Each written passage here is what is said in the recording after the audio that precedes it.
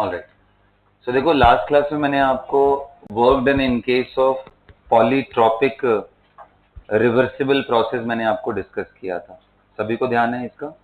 Okay, तो heading डालिए अभी। अभी हम लोग करेंगे adiabatic reversible and adiabatic irreversible. Heading डालो, work done for adiabatic, work done for adiabatic reversible process, work done for adiabatic reversible process. क्या है बेटा एडियाबैटिक प्रोसेस? क्या होता है अगर वो रिवर्सिबल है? ध्यान से सुनो, अगर P1 V1 T1 स्टेट से n नंबर ऑफ मोल, मान लो ये मेरा इनिशियल स्टेट है।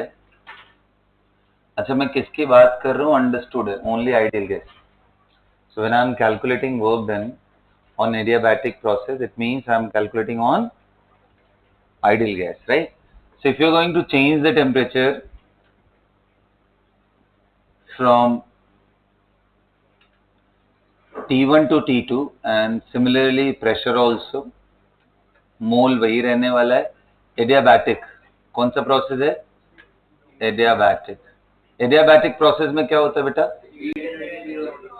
एंड क्योंकि ये रिवर्सिबल है तो इसके लिए एक स्पेशल रिलेशन फॉलो होता है, that is P V to the power gamma becomes constant.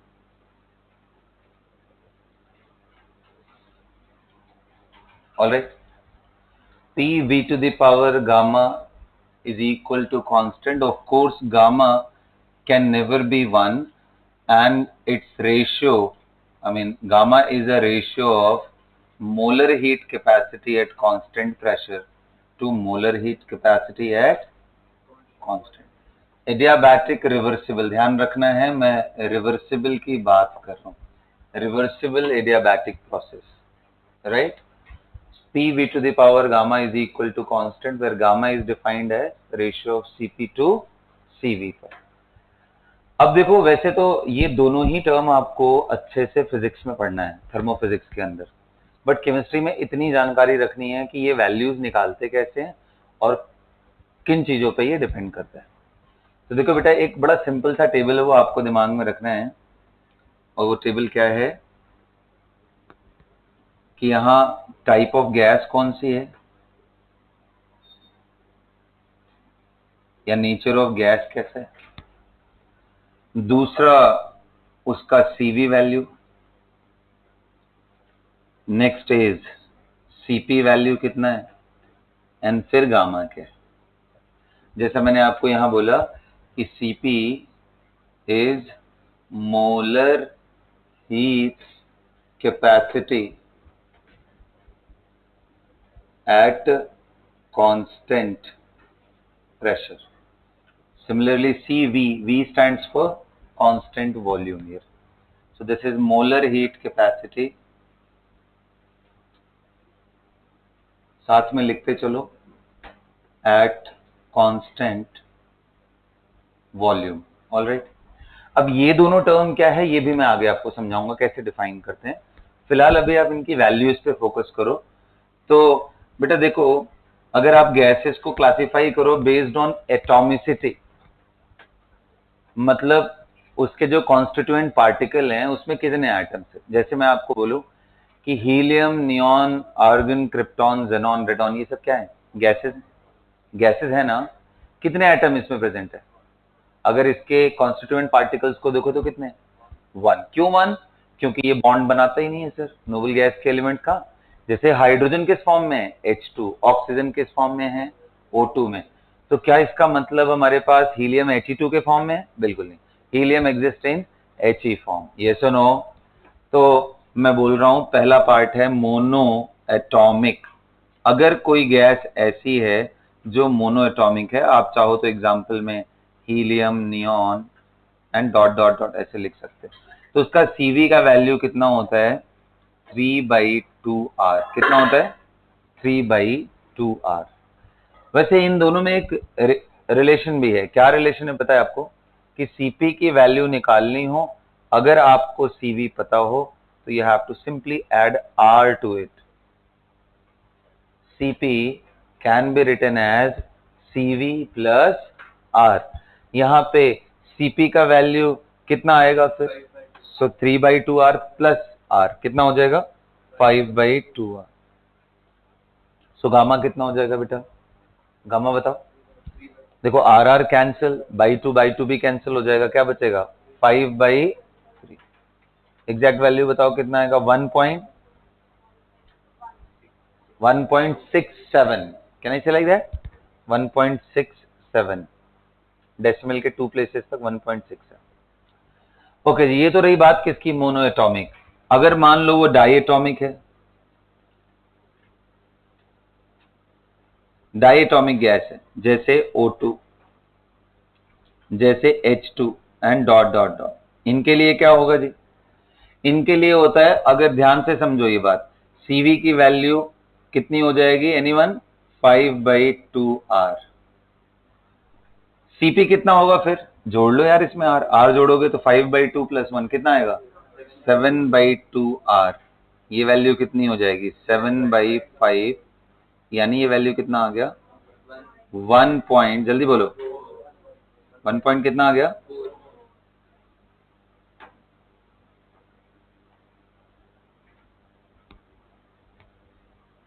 Alright, this value comes out to be कितना आ रहा है बेटा 1.40, राइट। ऐसे ही पॉलीएटॉमिक, जब पॉलीएटॉमिक का बात होता है तो इसके अंदर ट्राई एटॉमिक से लेके सारे केसेस कवर होते हैं। बस इस बात का ध्यान रखना है, it is non linear, non linear.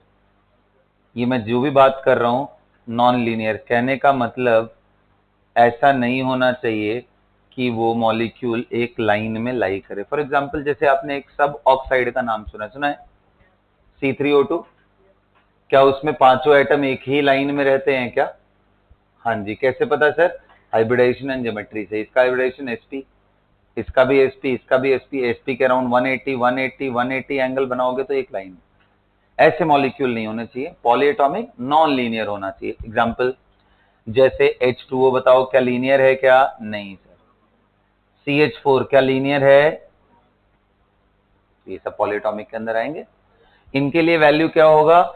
ये होता है 6/2r या 3r। अगर ये 3r है तो ये कितना हो जाएगा 4r। अगर ये 4r हो गया तो रेशियो कितना हो जाएगा 4/3। कितना आएगा वैल्यू 1 पॉइंट, जल्दी बोलो 3 एंड डॉट डॉट डॉट। ये सुनो, आ रहा है सबको समझ में? सो 1.33 डॉट डॉट डॉट ऐसे चलता रहेगा ये। तो आपको समझ में आ गया भाई, दुनिया में इन तीन के अलावा और कोई कैटेगरी नहीं बनती, इन तीन के अलावा और कोई कैटेगरी नहीं बनती है। तो ये रहे आपके Cp एंड Cv के वैल्यूज एंड ये टेबल। अच्छा, क्या मैंने इसमें सारे केसेस कवर कर रखा है? सो आंसर है नहीं।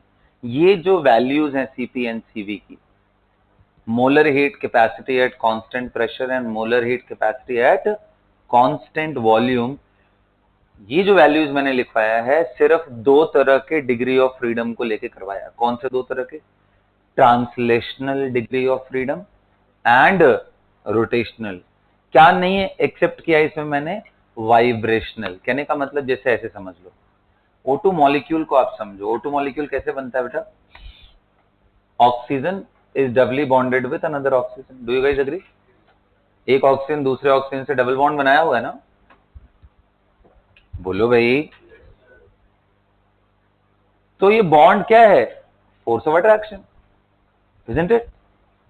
अगर मैं इसको थोड़ा खींचूं ऐसे दूर, तो अगर आपको थोड़ा ध्यान है, हल्का सा ध्यान रहना चाहिए, बहुत ज्यादा नहीं भी होगा तो चलेगा। पोटेंशियल का कर्व ध्यान है आपको? तो ये वो पॉइंट है जिसपे इसने बॉन्ड बना रखा है।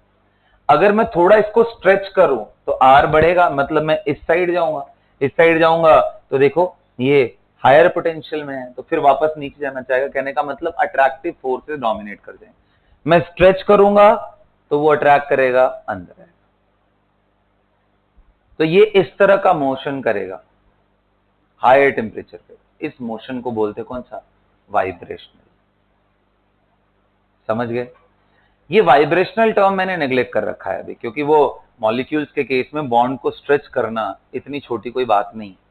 जब तक आप टेम्परेचर 800, 900, 1000 डिग्री के आसपास तक नहीं लेके जा रहे हो, तब तक ये बहुत सब्सटैंशियल नहीं होने वाला है। मतलब in temperature range of 100 degree Celsius it is okay.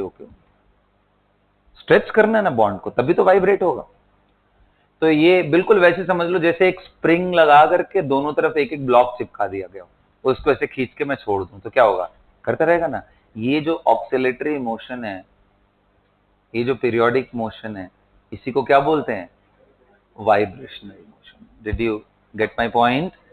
तो इसमें क्या निग्लेक्ट किया है, कौन सा लिया है सिर्फ, हाँ जी, translational and rotational.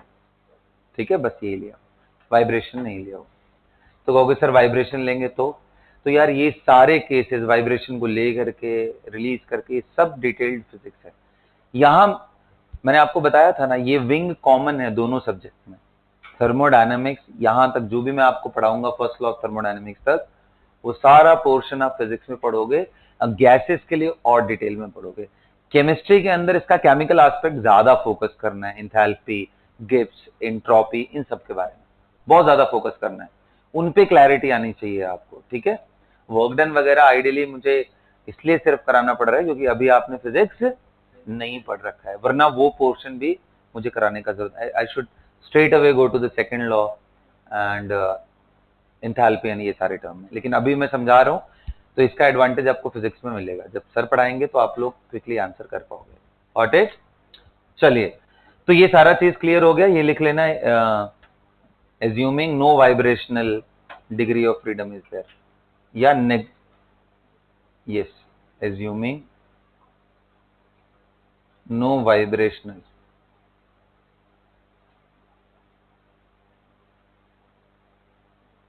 Degree of freedom is present, degree of freedom,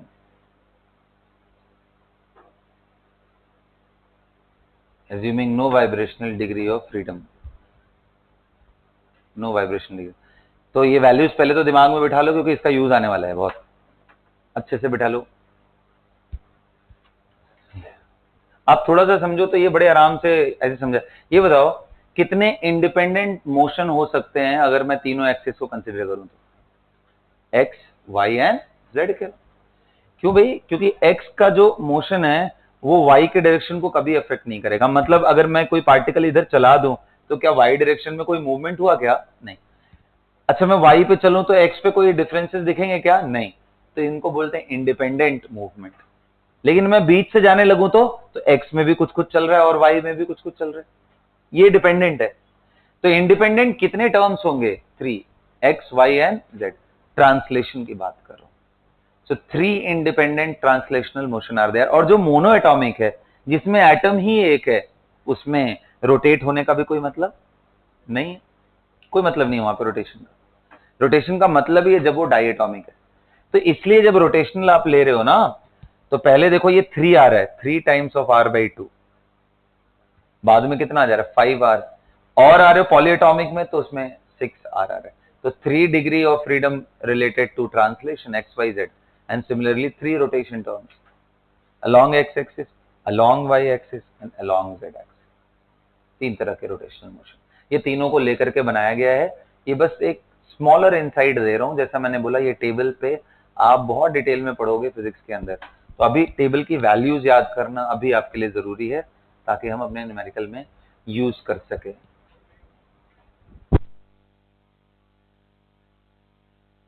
are is universal gas constant बेटा। आर अपना यूजुअल मीनिंग है, जो भी हम पहले करते आए हैं वही है। Got it? चलिए क्वेश्चन करें क्या?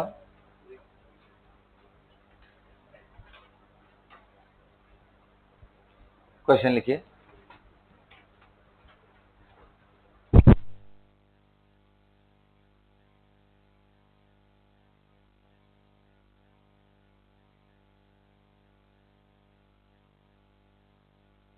लिखो, क्वेश्चन लिखो।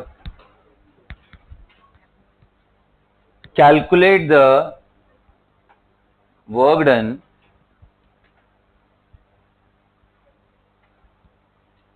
if 2 mole of an ideal gas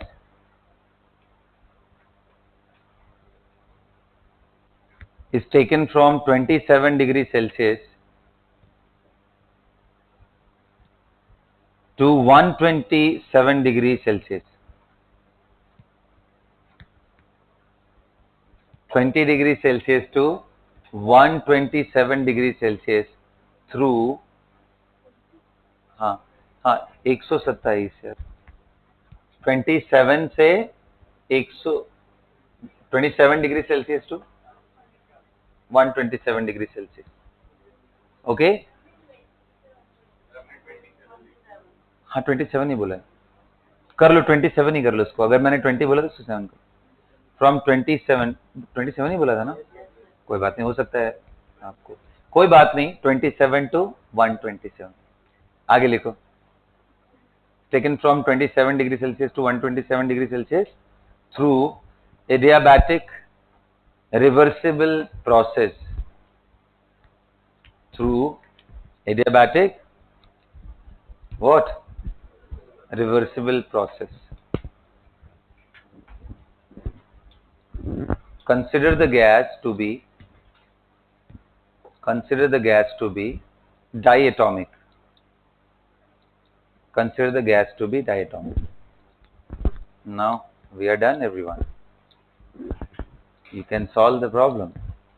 And आपको आंसर किसके टर्म में लिखना है हाँ जी जूल में लिख लो या आर के टर्म में भी बता दोगे तो मुझे कोई प्रॉब्लम नहीं है जैसे मान लो 5R आ रहा है तो आप 5R ही रहने दो जूल में लिख दोगे तो मैं बहुत खुश हो जाऊंगा यार करो करो जल्दी करो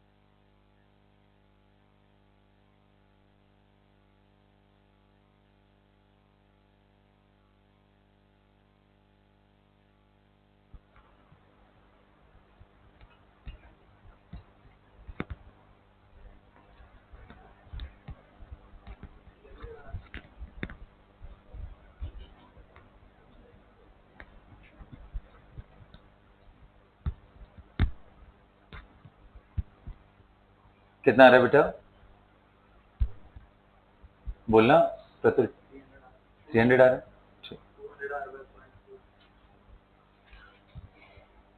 अच्छा हाँ ये भी हो सकता है कोई बढ़िया कर लिया चलो अब मैं बताऊं स्ट्राइक कर गया कितने लोगों को स्ट्राइक किया कैसे करना है हाथ उठाओ चलो अब देखो अब मैं आपको सिखाता हूँ थोड़ा सा आपको गिल्ट फील कराता हूँ ठीक है क्योंकि कर सकते थे आप इसलिए मैं बोल रहा हूँ आ जाओ गाइस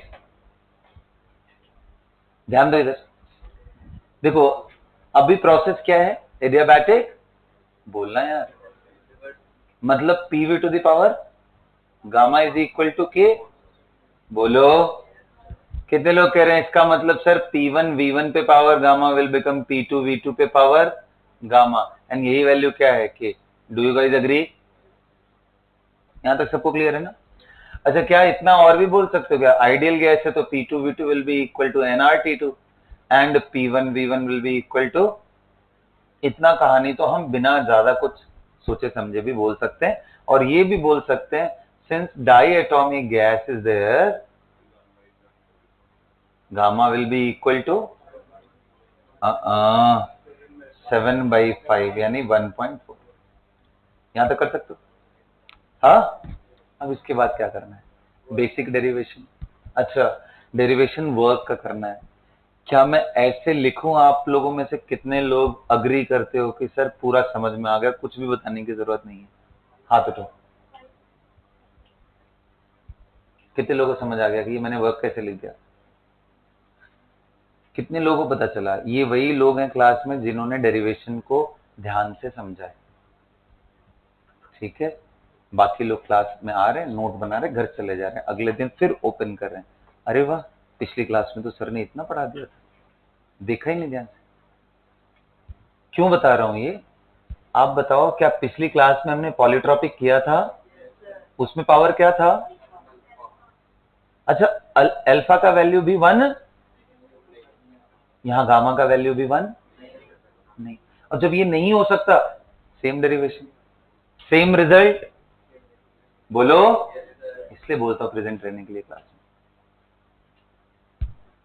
फिजिकल मेंटल दोनों प्रेजेंस चाहिए। फिजिकली तो आप आ ही जाओगे यार ना, घर वाले रस्सी बांध के छोड़ देंगे यहाँ पे। आज चलो यहाँ पे बैठे।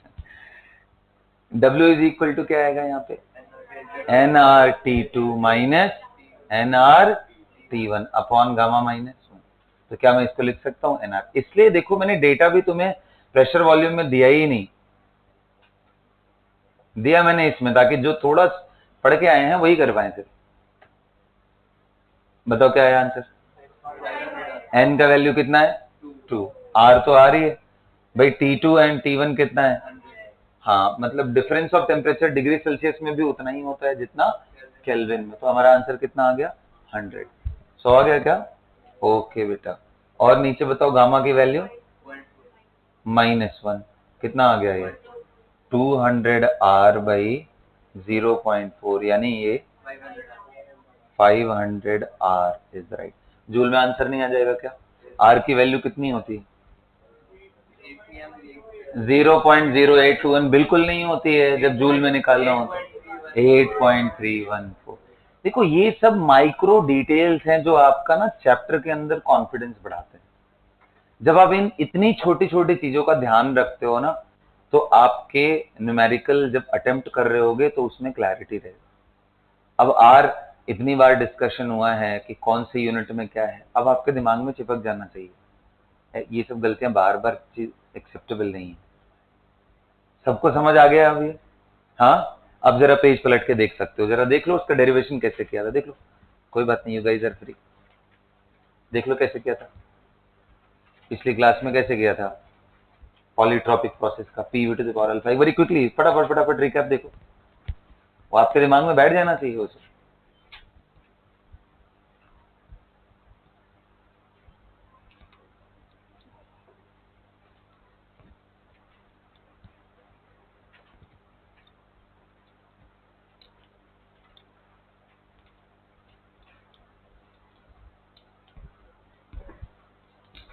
सभी को दिख गया? बोलो। वैसे ही है ना बिल्कुल, बस जहां पे वहां अल्फा है वहीं पे यहाँ क्या है? सारा चीज सेम है बिल्कुल। आ गया समझ? अगला एक क्वेश्चन करें, लिखो तो।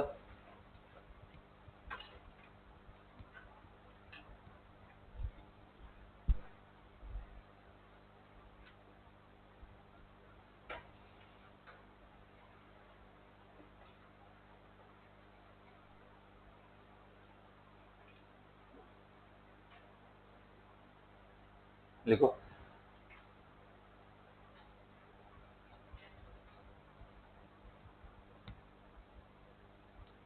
If the volume of the certain amount of ideal gas, if the volume of certain amount of ideal gas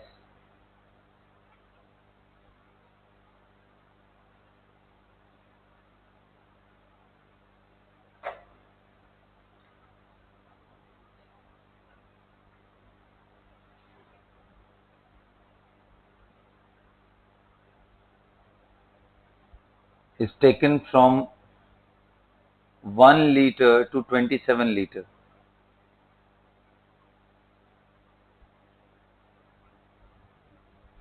one liter to 27 liter through an adiabatic reversible process, adiabatic reversible process. Then find the final temperature if initial temperature is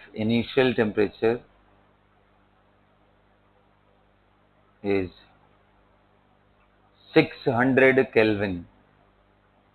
Initial temperature is 600 Kelvin, assuming the gas to be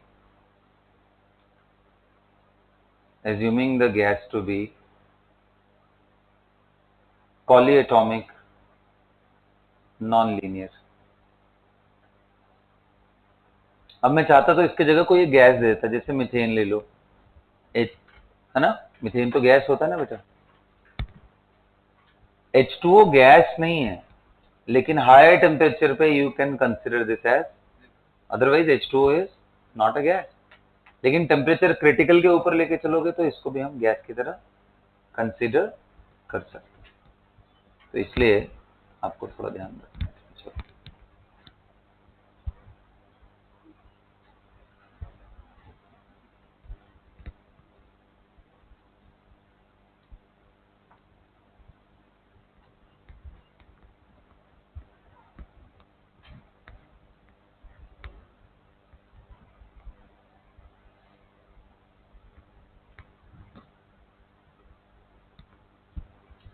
hint ये है कि ideal gas equation का आप use हमेशा कर सकते हो. वो एक फ्री का इक्वेशन, वो हमेशा आपके पास रहना चाहिए कि wherever it is required you can use it.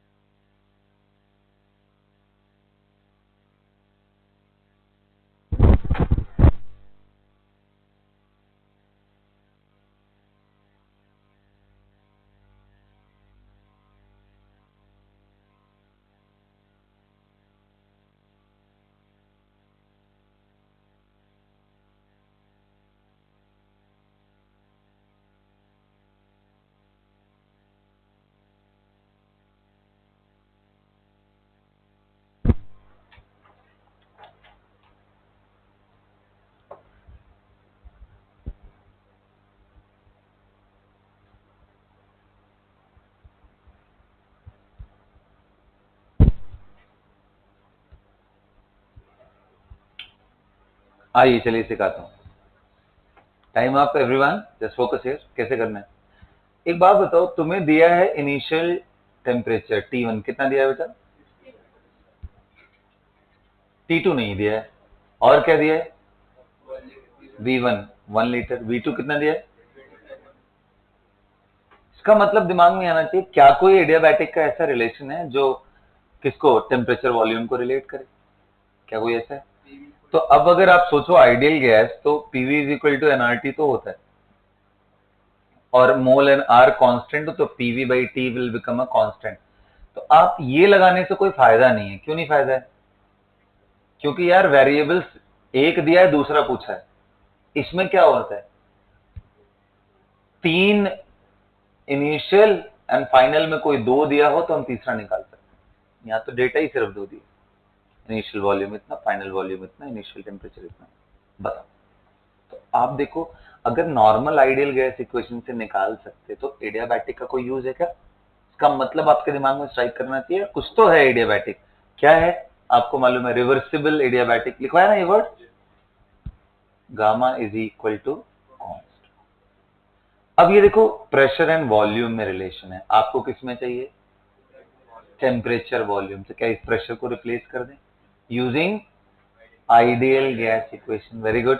इसको क्या लिख दें? nRT by V into V पे power is equal to K, since PV is equal to nRT. अच्छा जी, अभी कितने लोग करें? इसका मतलब T आ गया, V पे power gamma minus 1 will become K upon nR, which will become a new constant K dash. क्योंकि एन एंड आर तो कांस्टेंट है। बस हो गया, क्वेश्चन खत्म है। यहां से हमें रिलेशन क्या आ गया, T1 V1 पे power gamma minus 1 is equal to T2 V2 पे पावर। आ रहा है क्या सबको समझ? बोलो, चलो देखते हैं। T1 का वैल्यू कितना,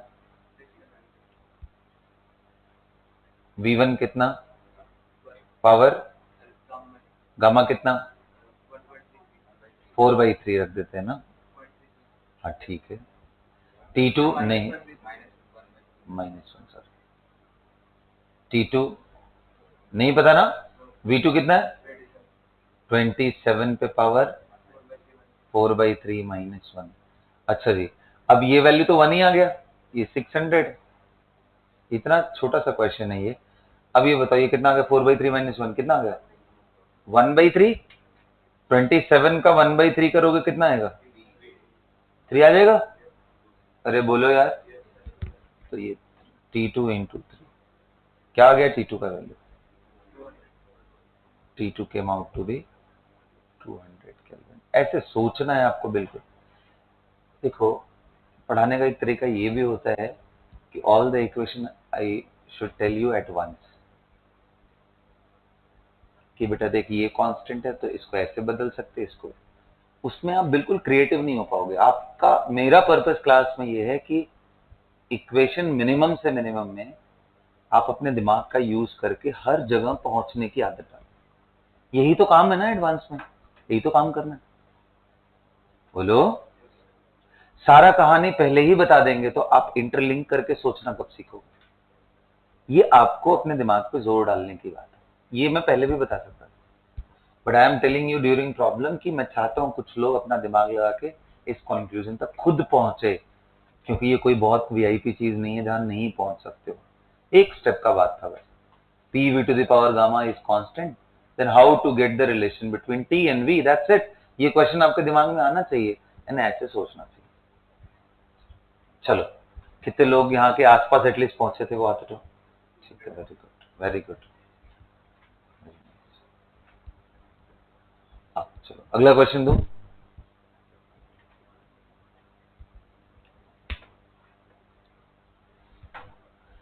देखो, जैसे मैंने यहाँ टेम्परेचर वॉल्यूम में रिलेशन कराया, क्या वैसे ही प्रेशर टेम्परेचर में नहीं करा सकता, करा सकते ना।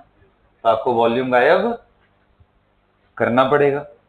बोलो, कर लोगे, पक्का कराया जाए, मैं छोड़ देता हूँ, खुद से ट्राई करना।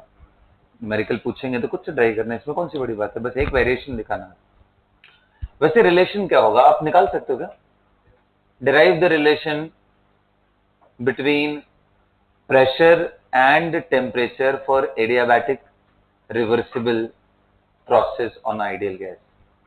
Derive the relation between pressure and temperature for adiabatic reversible process, for adiabatic reversible process।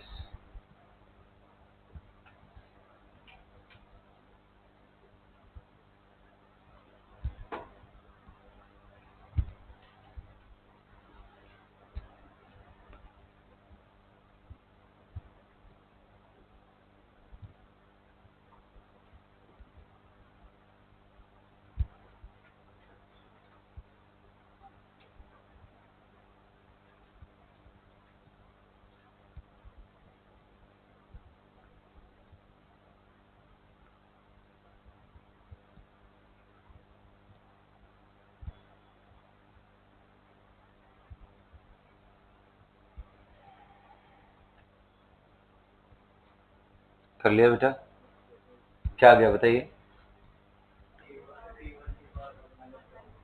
एक को फ्री रखो, प्रेशर को फ्री रखो पूरी तरीके से, मतलब P पे पावर 1 रख करके दिखाओ, P पे पावर 1 रख करके लेके आओ।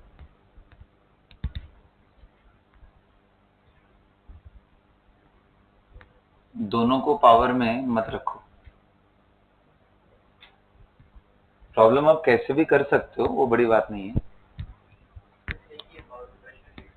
देख, चले हम लोग, क्या था, P V to the power क्या था, इस कांस्टेंट ना, बताओ v की वैल्यू को क्या लिख सकते हैं हम, N R T by A power is a constant value. कितने लोग कह रहे N R itself is a constant value, so I write as p into T पे पावर गामा अपॉन p पे power gamma into N R पे power what gamma. Can I write like this? क्या ये value constant है? इसको इधर भेजेंगे तो एक नया कांस्टेंट बन जाएगा k डैश, बोलो, और ये p पे पावर क्या आ गया, 1 माइनस गामा, p पे पावर क्या, ये सुनो। अच्छा, मुझे अगर इसका पावर हटाना है तो मुझे दोनों तरफ 1 अपॉन 1 माइनस गामा का पावर लेना पड़ेगा। So taking both side 1 minus gamma T पे पावर गामा दोनों तरफ,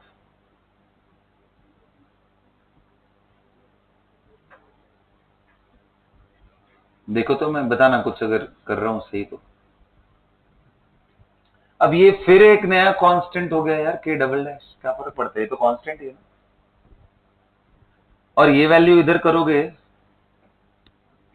बताओ a इंटू बी दोनों पे पावर अगर n हो तो a पे पावर भी n, n b पे भी पावर, यही होता है ना।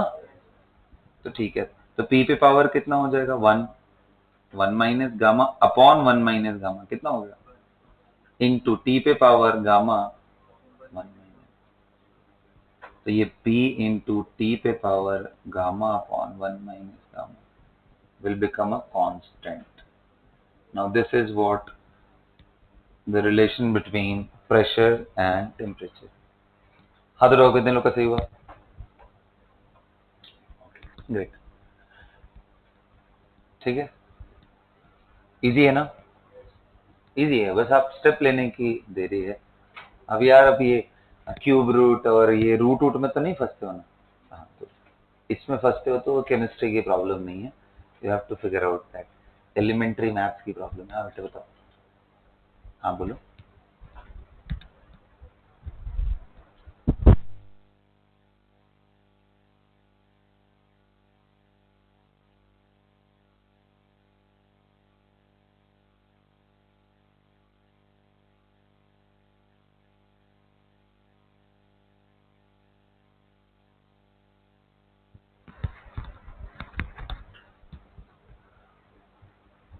आगे समझ सबको बेटा, चलो अगला देखते हैं, अगला देखते हैं। Work done in case of irreversible adiabatic expansion, work done in case of irreversible adiabatic expansion।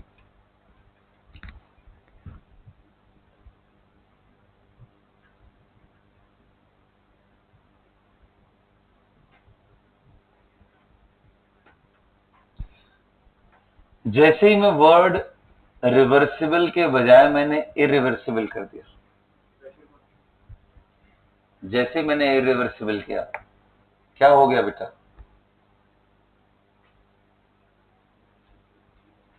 क्या हो गया बोलो,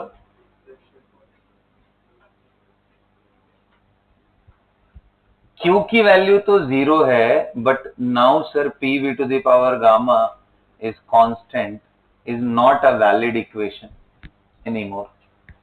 क्यों?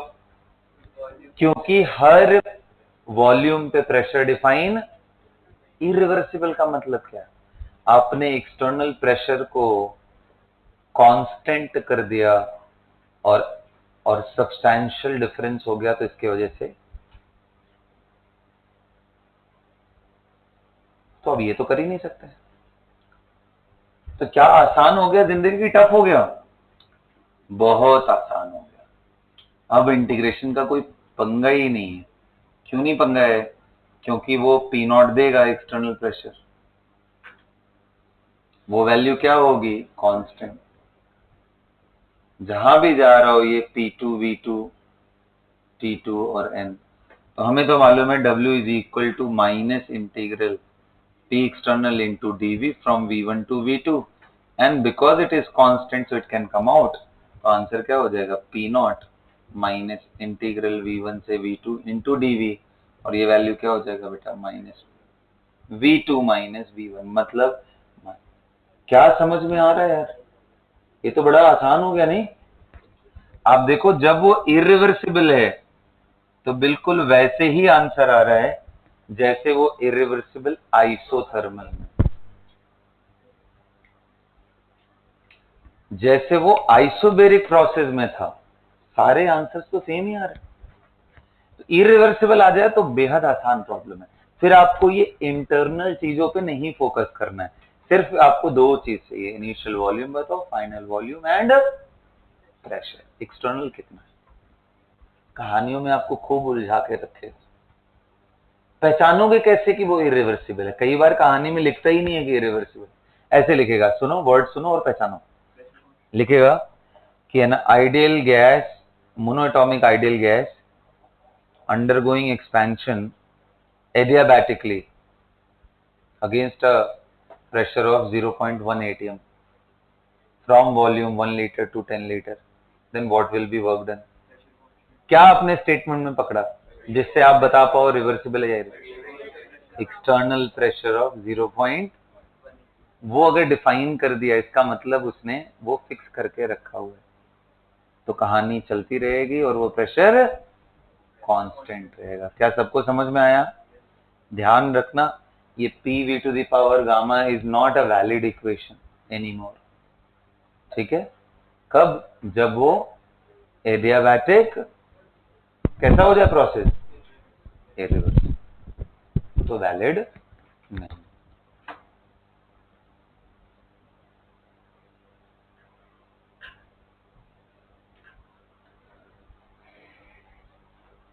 आ गया क्या सबको समझ में, ओके। तो वर्क डन का डेरिवेशन कर लो।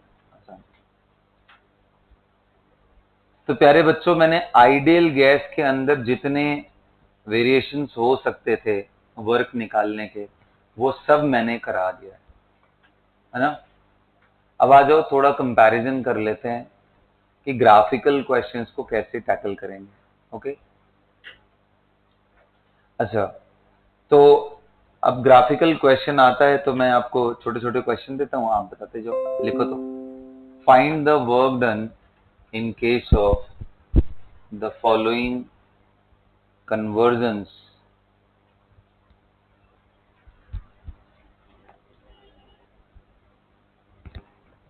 represented in different graph।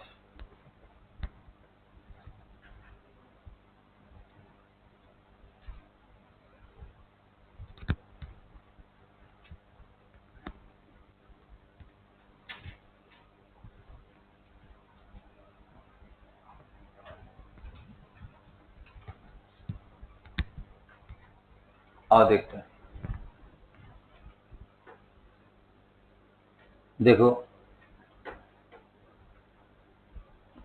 यहां प्रेशर दिया है, यहां वॉल्यूम,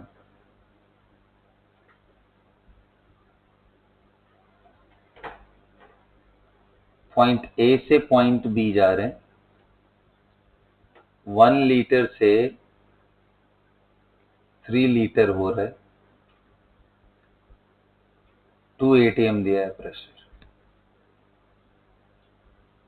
WA to B ऐसे लिखा रहा है, इसका मतलब क्या होता है, ए से बी की तरफ, मतलब ए क्या है, इनिशियल स्टेट, और बी क्या है, क्या निकाल सकते हो, निकालो। Find the work done from A to B in joule, I need answer in joule. एक एक क्वेश्चन करते चलेंगे हम लोग, ये पहला पार्ट है, फर्स्ट।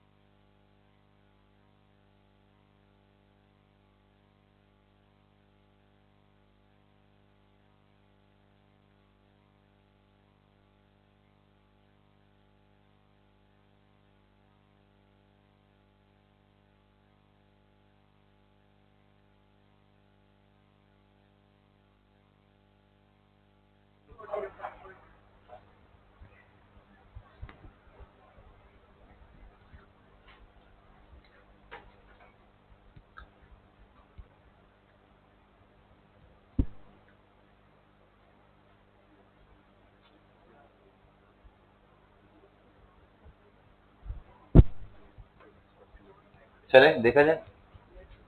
हाँ, आइए देखते हैं। एक बात बताओ, ग्राफिकली हम वर्क कैसे निकालें, क्योंकि वर्क का जो हमारा फॉर्मूला है वो तो क्या है, minus time P into dV from V1 to V2, यही फॉर्मूला है ना बेटा वर्क का। ये वर्क किसका है, सराउंडिंग का। अरे क्या बोल रहा है आइसोथर्मल, ये तो general derivation, PV work done है, नॉन पीवी नहीं। PV work done can be express like W is equal to minus, यहां समझ में आ रहा है सबको। एक बात बताओ, अगर तुम इसको देखो तो P मल्टीप्लाई बाई डीवी है, मतलब मैं अगर यहाँ पे एक स्मॉल वॉल्यूम डीवी का एक स्ट्रिप ऐसे ले लूं, जिसका ये विड्थ कितना है डीवी और प्रेशर उसका पी है, तो ये वैल्यू क्या हो गया, एरिया ही तो हो गया। और ये इंटीग्रेशन का मतलब क्या है, सम, समेशन ही तो होता है। कंटिन्यूअस समेशन आ जाए अगर कंटिन्यूअस वेरिएबल्स का, तो उसी को क्या बोलते हैं, इंटीग्रेशन। और कुछ होता है क्या? तो इंटीग्रेशन मतलब ऐसे सारे स्ट्रिप छोटे छोटे बना के सबको जोड़ दो, तो सबको जोड़ने का मतलब it is giving us the area of the pressure volume graph on volume axis, volume axis पे ही है ना। तो क्या ये एरिया ही वर्क डन नहीं है, एरिया ऑफ वी ग्राफ।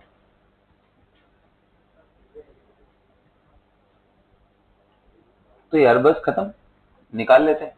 अच्छा बस एक चीज ध्यान रखना, magnitude of work done is area.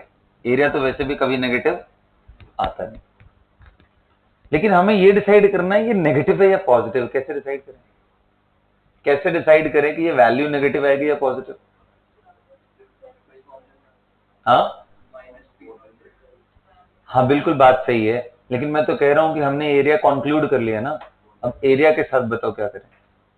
तो देखो एक तरीका ये है कि आप एकदम पूरा फॉर्मूले से जाओ, माइनस पी डीवी, पी का वैल्यू आपको मालूम है 2 ATM है, और डीवी आपका कितना है 3 लीटर माइनस 1 लीटर, कितना आ गया, फिक्स वैल्यू था ना ये, पी फिक्स से तो बाहर निकल जाएगा, तो डीवी का integral will become delta we, मतलब V2 माइनस V1, मतलब कितना, तो माइनस आ गया। और वैसे अगर आप बोलते हो कि नहीं सर मुझे फॉर्मूला नहीं, मुझे सीधा एरिया से निकालना है, एरिया अगर डायरेक्ट निकालते हो तो एरिया कितना आएगा, 2 × 2 कितना, 4 ATM लीटर। अच्छा पॉजिटिव है या नेगेटिव है वो हम किससे देखेंगे, एक्सपेंशन हो रहा है या क्या हो रहा है। एक्सपेंशन के केस में एक्सटर्नल प्रेशर लग ऐसे रहा है और ये ऊपर आ रहा है, तो फोर्स नीचे, डिस्प्लेसमेंट ऊपर, तो वर्क पॉजिटिव या नेगेटिव, इसलिए नेगेटिव। क्या ध्यान है, क्या ये बात मैंने आपको समझाई थी, बोलो। तो बस वही चीज है, तो क्योंकि एक्सपेंशन हो रहा है तो इस केस में एरिया हमारा नेगेटिव आएगा, तो यहाँ W का वैल्यू कितना आ जाएगा, minus time area of curve, कितना आ गया एरिया, 4 ATM लीटर आ रहा है क्या, -4 ATM लीटर, 101.3 जूल, कितना आ गया, -4 5.2। आ गया क्या समझ, बोलो। अगला क्वेश्चन नंबर 2।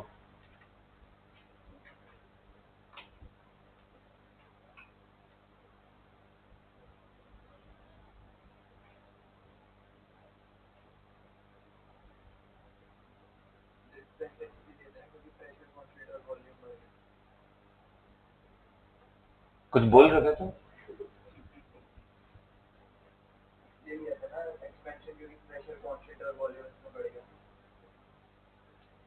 हाँ बेटा, नहीं प्रेशर कांस्टेंट से मतलब ही नहीं, एक्सपेंशन का मतलब तो सिर्फ वी फाइनल कितना है इनिशियल, एक्सपेंशन का तो सिर्फ है प्रेशर वो ग्रेजुअली डिक्रीज करे, कांस्टेंट रखे, उससे हमें क्या टेंशन है यार। हाँ इस केस में तो प्रेशर, आपको एक्सपेंशन कंप्रेशन का मतलब फाइनल वॉल्यूम इनिशियल वॉल्यूम, ये पॉइंट ए है, ये पॉइंट बी है, ये प्रेशर है, ये वॉल्यूम। आप बताइए work done in this case from B to ए,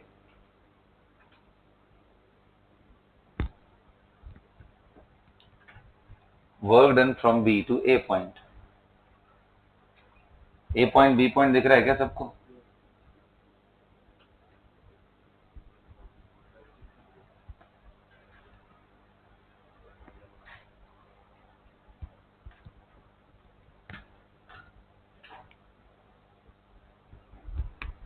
निकाल, सही जा रहा है, सही जा रहा है, बिल्कुल सही जा रहा है, निकाल।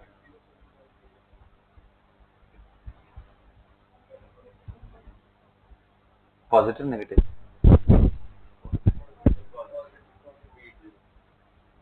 देखो यहाँ पे बी टू,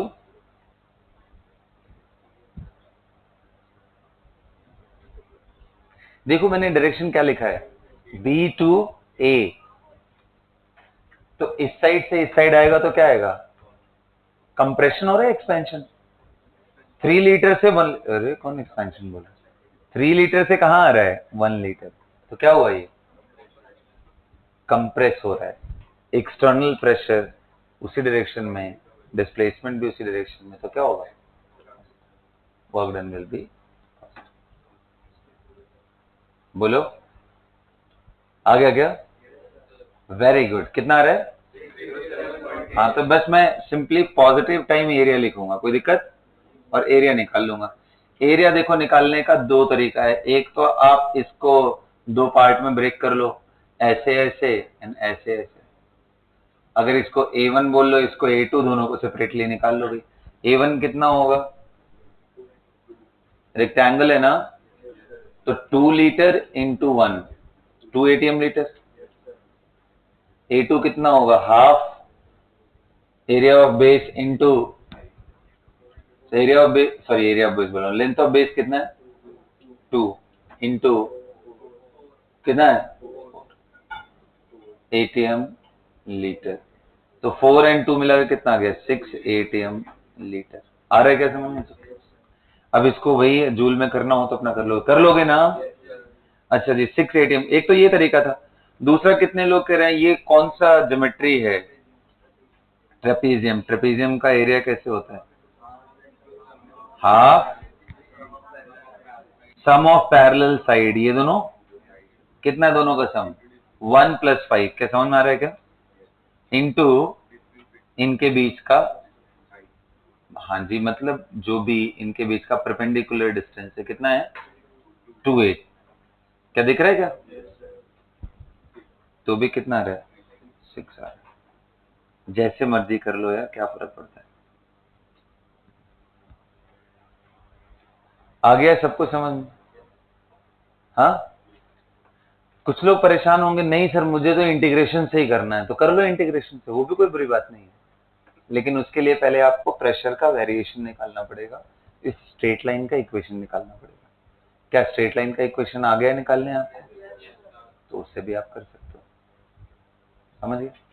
आंसर सब मेथड से एक ही आने वाला है, क्लैरिटी होना चाहिए। हो गया, बोलो, आओ अब देखते हैं सबसे इंटरेस्टिंग, जिसके लिए ये बैकग्राउंड क्रिएट कर रहा है। क्वेश्चन दे आप, लिखो तो, find the work done in case of the following cyclic process.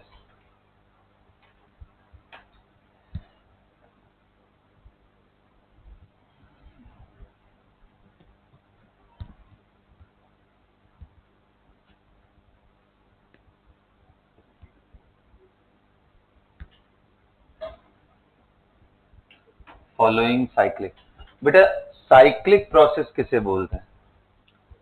A cyclic process is that जहां पे इनिशियल स्टेट फाइनल स्टेट दोनों सेम ही हो जाए, मतलब घूम करके वहीं पहुंच जाए, तो उसको बोलते हैं cyclic process. When initial state and final state becomes identical, that process is said to be, मतलब शुरू हुआ एक एटीएम 1 लीटर से, थोड़ा बढ़ के गया वो कुछ 5-10 एटीएम तक, वॉल्यूम उसी हिसाब से चेंज हो रहा है, करते करते करते वापस वहीं आ गया, तो साइक्लिक। अब एक दिखाता हूं मैं आपको साइक्लिक प्रोसेस, तो इसमें पहला देता हूं, फर्स्ट देखो, एक रेक्टेंगुलर फॉर्म में लेके चलता हूं साइक्लिक प्रोसेस, ये ऐसे चल रहा है, समझ में आ रहा है? ये पॉइंट ए है, ये बी है, ये सी है और ये डी है, अगर मैं आपसे पूछूं कि ऐसा प्रोसेस हुआ कि ए से चले और वापस ए पे ही आ गए, या बी से चले वापस बी पे आ गए, सी से स्टार्ट हुए वापस सी पे आ गए, डी से बीच में किसी भी पॉइंट से चले उसी पॉइंट तक आ गए, following this path, this is cyclic process. क्या साइक्लिक प्रोसेस ट्रायंगल के फॉर्म में भी हो सकता है? क्यों नहीं हो सकता है? ऐसे स्टार्ट किया, ऐसे गया, ऐसे आ गया। क्या ये सर सर्कल भी हो सकता है? क्यों नहीं हो सकता है भाई? इलिप्स हो सकता है, हाँ जी इलिप्स हो सकता है। इलिप्स पता है क्या? कितने लोगों को मालूम है इसका एरिया कैसे निकालते हैं इलिप्स का? नहीं पता है? कोई बात नहीं बेटा, कोई बात नहीं। मैं किस लिए हूं? सब चीज आप ही जानोगे तो मैं क्या पढ़ाऊंगा। सर्कल का एरिया सबको पता है ना, पाई आर। तो देख इसमें एक्चुअली क्या होता है कि इस जगह से अगर ये ए है और ये बी है तो इसका जो एरिया होता है पाई इंटू ए इंटू बी। और इसका क्या होता है? हाँ, इधर आर, तो ये पाई इंटू आर, इसलिए pi R. Circle is a special case of ellipse, इसके मेजर माइनर एक्सिस के लेंथ सेम हो जाए, ठीक है। तो सिंपल है ना, पता है सबको? सबको पता है बेटा, तो फिर कैलकुलेशन करते हैं, फिर क्या किस बात का देर। तो मेरे लिए बहुत अच्छी बात है। आओ चलो, चलो सवाल लगाओ, जल्दी करो।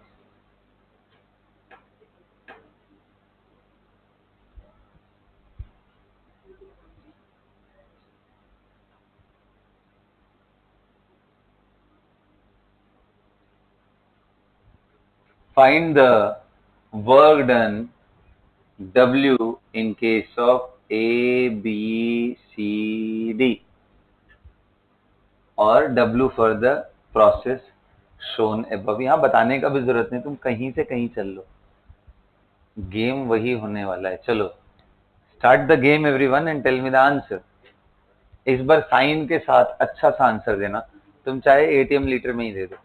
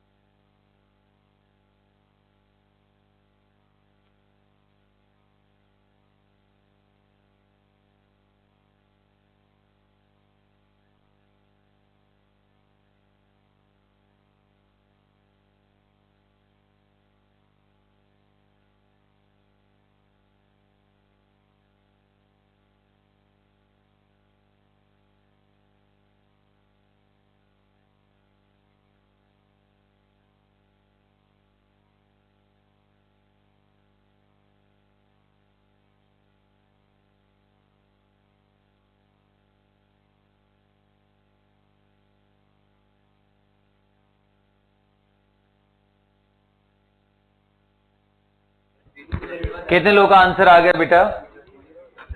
ये जितने लोग जीरो बोल रहे हैं ना, वो इमोशनल एंगल पे बोल रहे हैं, इसलिए मैं बोलूंगा उसको हटाओ, इमोशनल एंगल साइड करो, stick to the basic, stick to the basic. W क्या होता है?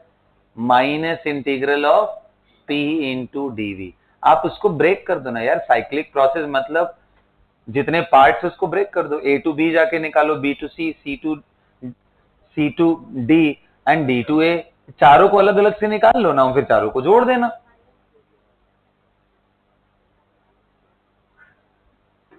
क्या करना था इसको? आप क्या हो गया, इमोशनल हो गए, अरे यार जहां था वहीं आ गया तो कैसा वर्क, यही सोच रहा हूं ना। अरे वर्क तो पाथ फंक्शन होता है ना, बोलो।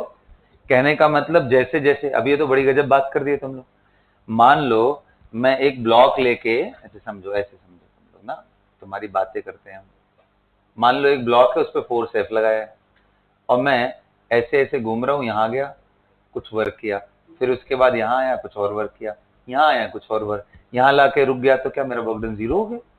अरे कैसी बात कर रहे हो तुम लोग, कैसे वर्क डन जीरो होगा? ये बताओ, ये ब्लॉक को मैं इधर खींच रहा हूँ, फोर्स भी इधर, डिस्प्लेसमेंट भी इधर, पॉजिटिव आया, अब मैं रोक दिया उसको, फिर इधर घूम गया, फिर मैं इसको इधर खींच रहा हूँ, फिर से force and displacement same direction में, फिर वहां रोक दिया, फिर वहां से यहाँ ऐसे खींच रहा हूँ, फोर्स, अरे सब सम होगा? अरे कैसी बात कर रहे हो? ये गोल गोल घूमने का मतलब जीरो नहीं, वो तब हो सकता है जब फोर्स का डायरेक्शन सेम हो, हर बार फोर्स का डायरेक्शन सेम। जैसे मान लो मैं इधर लेके आ रहा हूं, पार्टिकल जा इधर रहा बट इधर ही लेके आ रहा हूं, ऐसे फोर्सेस को बोलते हैं कंजर्वेटिव फोर्सेस। ओनली इनके, दिमाग फिर गया तुम लोग का फिजिक्स पढ़ के मुझे लग रहा है, ठीक है, सही से समझ नहीं रहे तुम लोग। अब आने दो, दलजीत सर को बताता हूँ कैसे ये बच्चे हैं आपके, ठीक है, ये कहीं पे भी बोल दे रहे हैं डब्ल्यू का वैल्यू गोल गोल घुमाता जीरो, ये सिर्फ कंजर्वेटिव फोर्सेस में होता है कि अगर initial point and final point, जैसे gravitational force is a conservative force, उसमें अगर आप यहाँ पे हो, आपको गोल गोल नचा के कहीं फेंक करके वापस ला दिया जाए तो नेट वर्क डन क्या हो जाएगा? Because of that force. मैंने यहाँ तो कुछ बोला ही नहीं कंजर्वेटिव है यानी, मैं तो बोल रहा हूँ ग्राफ ऐसा है, अब ये फोर्स कैसा भी हो मुझे उससे कोई फर्क नहीं। हाँ आओ चलो देखते हैं, आओ यार भाई, मजा नहीं आया, मतलब मैं बहुत एक्सपेक्टेशन के साथ आपको ये क्वेश्चन थ्रो किया था कि आप आंसर निकालोगे, यार आप तो फालतू की चीजों में उलझ गए। चलो आओ देखते हैं, मजा नहीं आया, बिल्कुल भी मजा नहीं आया। एक बच्चे ने आंसर किया है, लेट मी चेक वो सही होता है या नहीं, बताओ। और कोई आंसर करना चाहेगा? -12 आ रहा है तुम्हारा, -18 आ रहा है, 8 आ रहा है, -8 आ रहा है, तेरा कितना आ रहा है?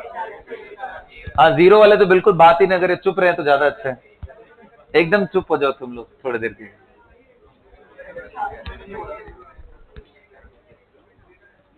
आओ चलो देखते हैं, ध्यान से देखो, आसान है यार ये क्वेश्चन, इतना टफ नहीं था। देखो कितने लोग ये कहेंगे सर इसको ना ब्रेक कर लेते हैं, W total from ABCD can be W broken into W A to B plus,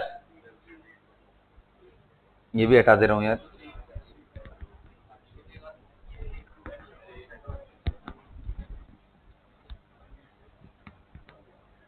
देखो एक तो तरीका समझाऊंगा, फिर आपको ना थोड़ा जल्दी करने का भी तरीका समझाऊंगा। B2 W C2 and then W, कर ले 1 2 3 4 ना, ओके। कितने लोग ये कहने आ रहे हैं सर कुछ हो ना हो बट ये दो वैल्यू तो हमें बहुत क्लियर है कि ये तो जीरो ही होगा? कितने लोगों को ये समझ में आ गया? A to B and C to D will be zero value, कितने लोगों को समझ में आया? आ गया? क्यों?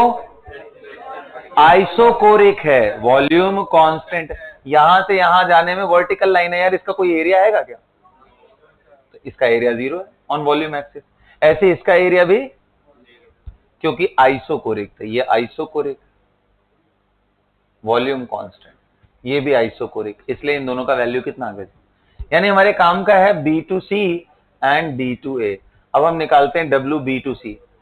अब कितने लोग कह रहे हैं B2C का मतलब, मैं अगर ग्राफ को रीड्रॉ करूं तो कहानी ऐसी हो रही है, बताओ एक्सपेंशन हो रहा है या कंप्रेशन? बोलना मोटू, एक्सपेंशन या कंप्रेशन? एक्सपेंशन हो रहा है। एक्सपेंशन होने में W नेगेटिव रखते हैं पॉजिटिव? नेगेटिव रखते हैं। एरिया का नेगेटिव टाइम्स, एरिया कितना आ रहा है? तो ये 3 था और ये कितना है भाई 1 लीटर, और ये कितना है 5, तो ये दिस लेंथ यानी 4 इंटू 3 कितना आ गया?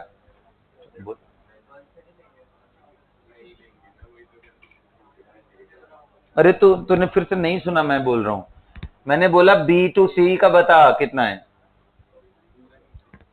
WB2C का मतलब इसके बीच का एरिया ऑन वॉल्यूम एक्सिस, यही पढ़ाया है ना मैंने, तुम अपना ज्ञान क्यों लगा रहे हो? पहले ये लगाओ ना, कितना आ रहा है ये वैल्यू?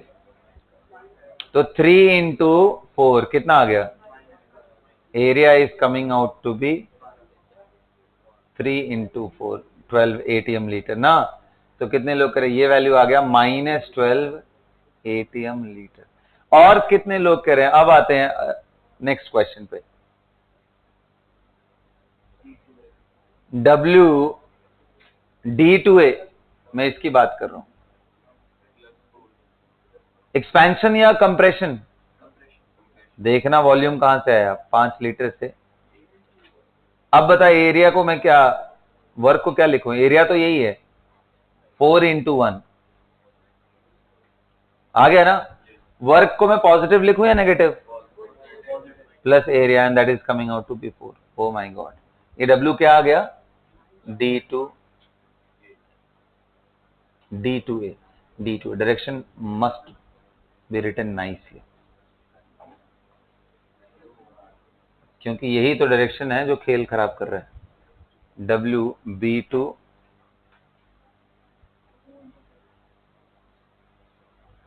दिख रहा है सभी को। अब क्या क्वेश्चन खत्म हो गया क्या, जोड़ दो यार, यहाँ पे कितना है, +4 ATM, कितना आ गया, -8 ATM। और अब देखो जल्दी से बताते हैं, इतना कहानी तो पहले आपने सीख लिया, जल्दी से करना हो तो कितने लोग कह रहे, थोड़ा ध्यान से समझो, ध्यान से समझो, कितने लोग कह रहे हैं ये एरिया पूरा नेगेटिव में है,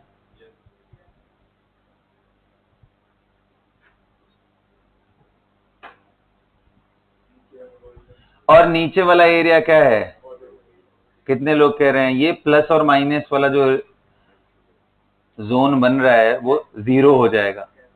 तो यानी जो भी एरिया आया वो सिर्फ इसका आया, इसके अंदर का। साइक्लिक प्रोसेस का जो वर्क डन का मैग्नीट्यूड है वो एरिया इनक्लोज्ड बाई कर्व होता है। एरिया इनक्लोज्ड बाई कर्व कितना है, 4 × 2, कितना, 8। अब वो पॉजिटिव होगा या नेगेटिव होगा, डिपेंड करता है वो क्लॉकवाइज सेंस में है या एंटी, ये कौन सा है।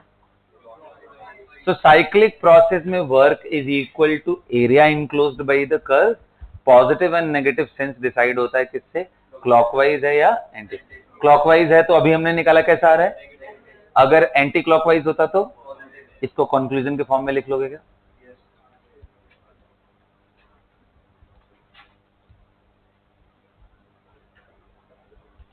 Work done in case of cyclic process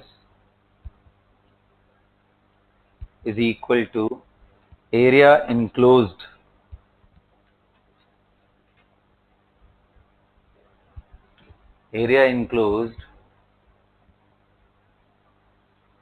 by the curve, area enclosed by the curve, area enclosed by the curve,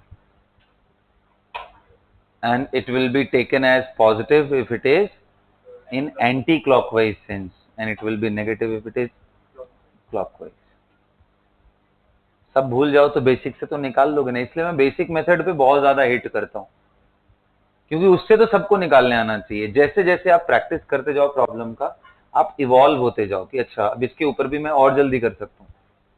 जैसे बेसिक से तो हमने ये तोड़ तोड़ के कर लिया, अब स्मार्ट वो लोग हो गए हैं जो ये समझ गए अब सीधा एरिया निकालना है, बस बात खत्म।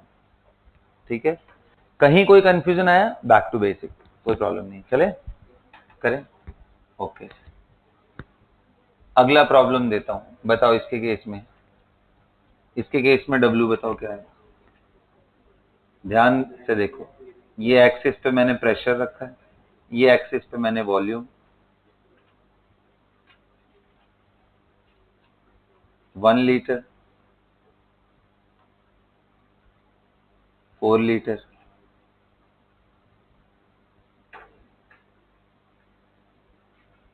4 ATM,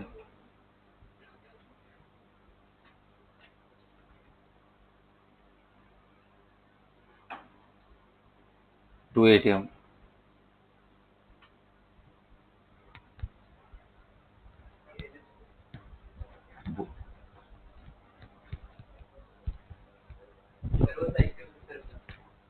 अच्छा ये बात, हाँ बिल्कुल सही, गुड क्वेश्चन।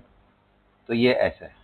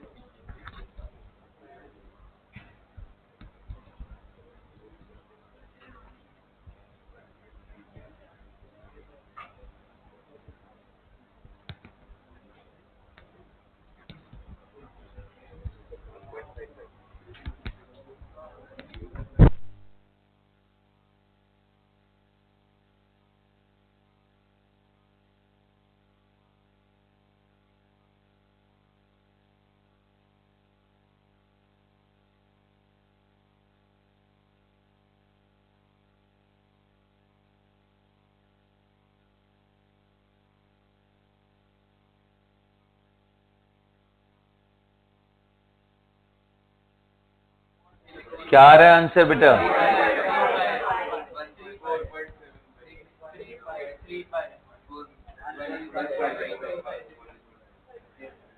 आओ चलो देखते हैं कितना आ रहा है आंसर।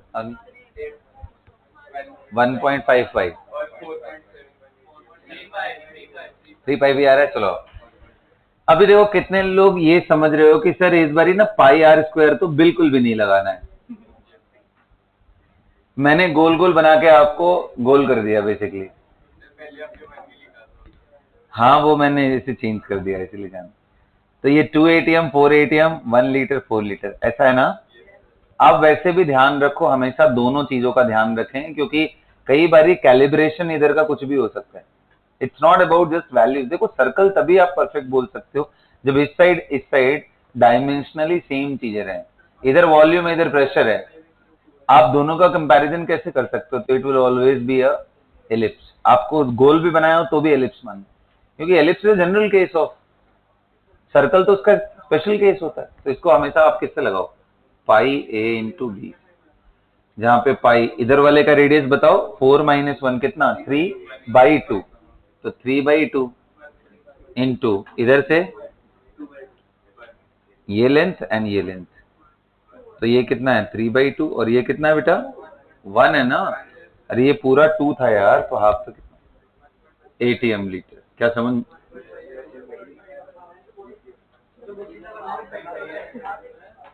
अगर ये ATM लीटर में दिया है तो ATM, कोई बात नहीं यार, वो पाई का वैल्यू रखते ना। पाई पता है ना 3.14 के नजदीक होता है। एग्जैक्ट वैल्यू तो आप इरेशनल नंबर है, बहुत बड़ी होती है। आ गया क्या समझ में सबको? कर लोगे क्या प्रॉब्लम? अब क्या लग रहा है तुम लोग को, बहुत तेज हो गए क्या?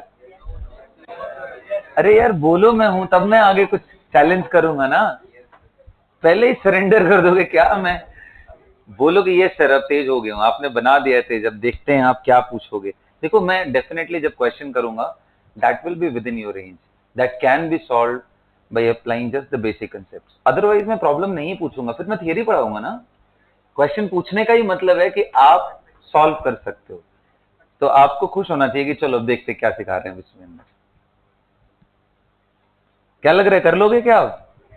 चलो फिर देखते हैं। नो सर, ये डंडे लेके मारना कौन है नो सर बोलते? चलो आओ देखते हैं, अगला क्वेश्चन देखते हैं। बहुत बढ़िया क्वेश्चन मैं डिजाइन करने जा रहा हूं इस बारी।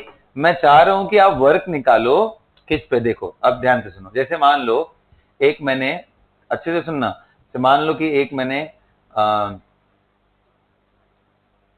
यहां लिक्विड वाटर ले रखा है।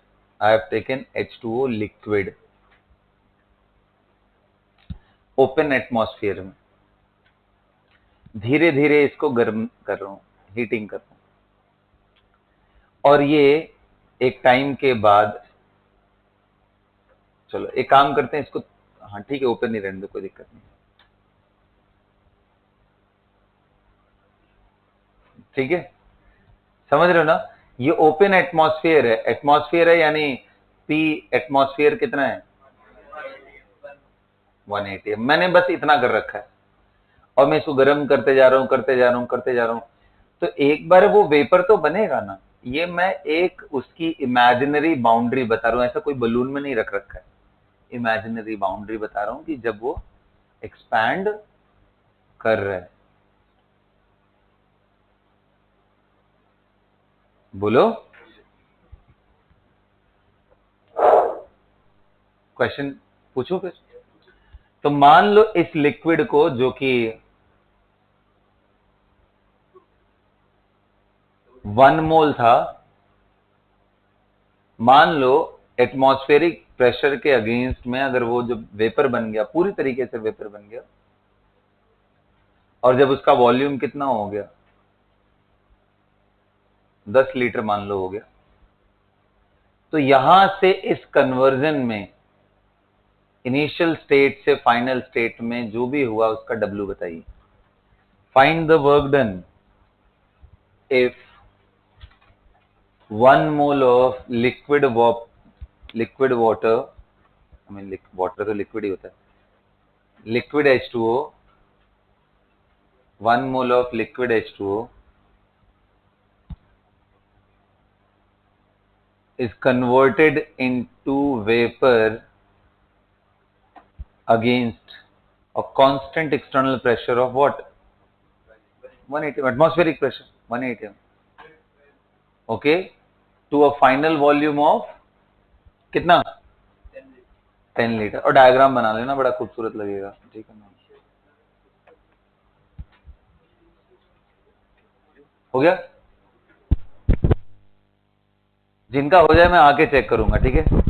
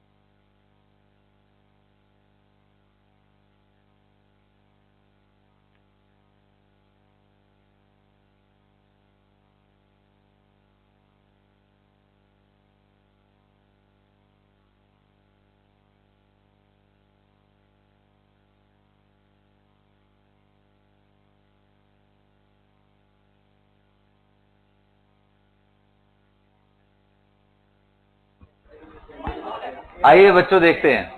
ऐसे इस बार आंसर बहुत सारे बच्चों ने निकाल लिए, गुड साइन। बट मैं कई लोगों को देख रहा हूँ और सोच रहा हूँ कितने इनोवेटिव हैं वो लोग।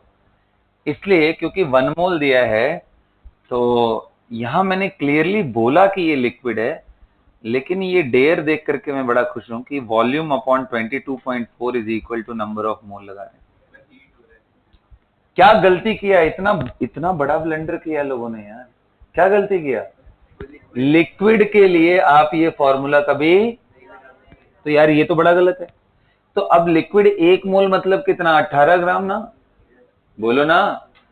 और मैंने बोला था बचपन से ही आप लोगों को, डेंसिटी ऑफ H2O लिक्विड कितना होता है, 1 ग्राम पर ml। अरे यार खुद दिमाग लगाते, 18 ग्राम वाटर ले लोगे हाथ में, नेग्लिजिबल वॉल्यूम ही होगा ना, 18-20 ml क्या ही होता है। इसके रेस्पेक्ट में 10 लीटर बहुत बड़ा वॉल्यूम है। मजे की बात क्या है, हर समय इस पे प्रेशर कितना है, 1 atm कांस्टेंट है। जब यहां पहुंच गया तो अभी भी 1 atm। क्या सभी को समझ में आ रहा है? क्या सभी को समझ में आ रहा है ये 1 atm ऐसे ही रहेगा? तो कितने लोग कह रहे हैं हमें तो बस बेसिक इतना ही पता है sir, W is equal to minus P external into dV, और हमें इस बार ही पता है कि P एक्सटर्नल इज 1 atm, मान लो P एक्सटर्नल निकाल लिया इंटू डीवी, और V1 से V2, तो ये क्या हो गया, minus P external into delta.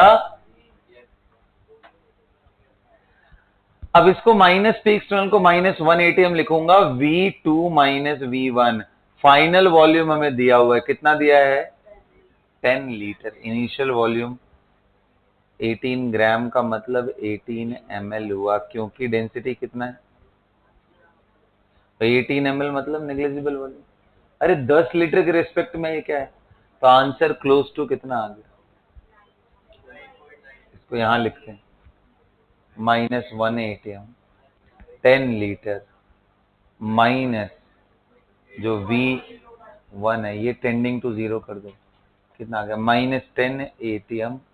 हाँ आप एग्जैक्ट वैल्यू निकालो तो भी कोई प्रॉब्लम नहीं है, but 10 atm, close to 10 atm litre minus के साथ। चलो जो एक्यूरेट निकाले वो भी सही है। कितने लोगों का सही हुआ ये, विथ साइन, साइन सही है, चलो very good.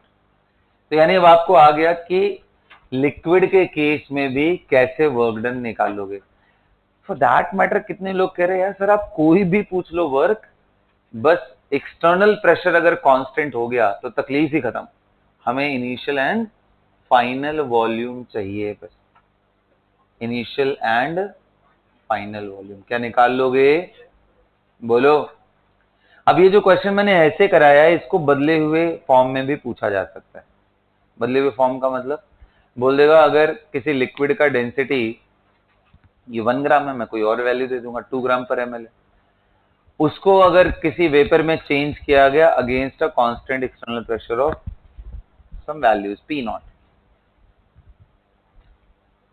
such that the density of the vapor form is 0.0001 ग्राम पर ml, तो बताइए अब वर्क डन कितना होगा। तो कितने लग रहा है सर, अगर मास पता है हमें उस चीज का और डेंसिटी पता है दोनों फॉर्म में, तो हम दोनों जगह का वॉल्यूम निकालेंगे, क्योंकि मास तो पूरा ही गया होगा ना इधर से।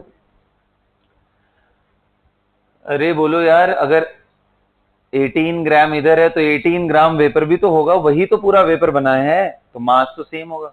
अब दोनों जगह का मास हमें पता है, दोनों जगह की डेंसिटी पता है, क्या दोनों जगह का वॉल्यूम नहीं निकल गया, V1 V2 निकल गया। तो ये दूसरा तरीका है क्वेश्चन पूछने का। तीसरा तरीका है, आपको बोल देगा एज्यूम करो PV equal to nRT is valid for vapour, of course not liquid, वो कभी बोलेगा ही नहीं। उसके वेपर के लिए एज्यूम कर लो कि PV equal to nRT valid है, तो आपको टेम्परेचर देगा, तब तो टेम्परेचर देना पड़ेगा ना उसको, ताकि आप वॉल्यूम का वैल्यू, हर बार आपके दिमाग में क्या होना चाहिए, मुझे V2 चाहिए।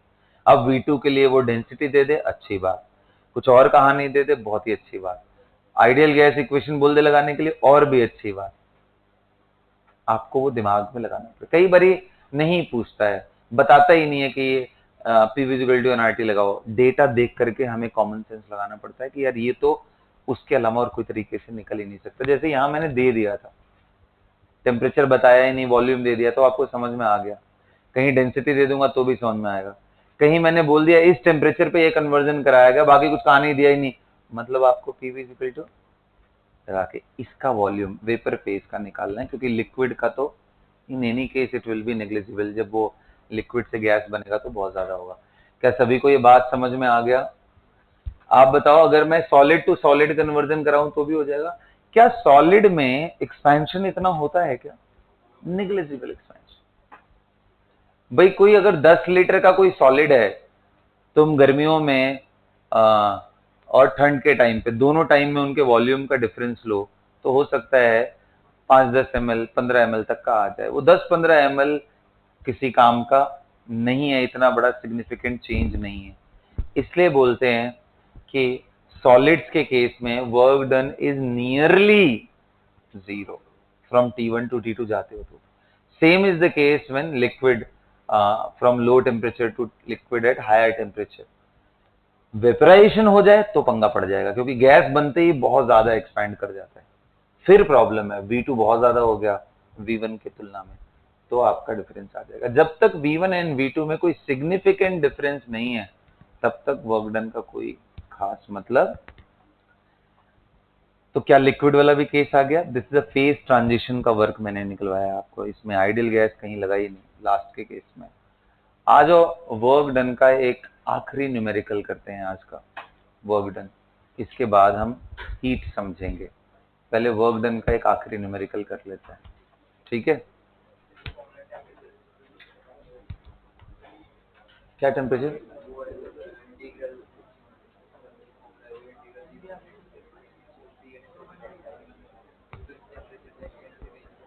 इससे क्या फर्क पड़ता है? हमें V1 V2 चाहिए ना, तो वॉल्यूम उसी हिसाब से बदलेगा ना। हाँ, तो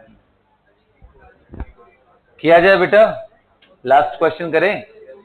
बोलो। चलो अब मेरी बात सुनो, इस लास्ट क्वेश्चन के दो पार्ट में बनाऊंगा। रेडी हो सब लोग? तो देखो, मैं कंसिडर कर रहा हूं फॉर्मेशन ऑफ अमोनिया का, N2 + 3H2 फॉर्मिंग 2 अमोनिया।